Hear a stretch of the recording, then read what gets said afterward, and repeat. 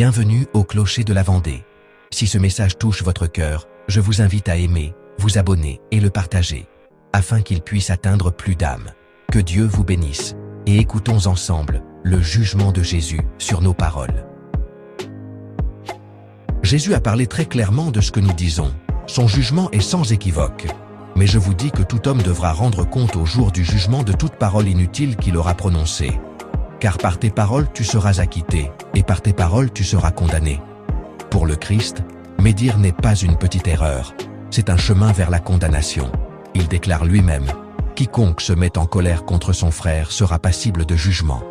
Et quiconque dit « imbécile » sera en danger du feu de l'enfer. » Jésus connaît le pouvoir destructeur des mots.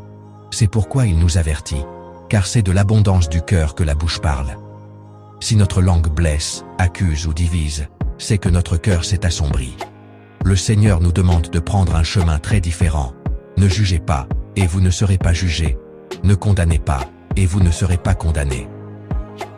Par cette phrase, Jésus révèle que la façon dont nous traitons notre frère détermine la façon dont nous serons traités au jugement dernier. De plus, Jésus interdit la médisance quand il dit « Si ton frère ou ta sœur pêche contre toi, va lui montrer sa faute, juste entre vous deux. » Parler de lui aux autres avant de lui parler, c'est désobéir au Christ. Et avant même que nous nous présentions devant Dieu, Jésus exige quelque chose que beaucoup oublient. Si tu te souviens que ton frère a quelque chose contre toi, laisse ton offrande, et va d'abord te réconcilier avec lui.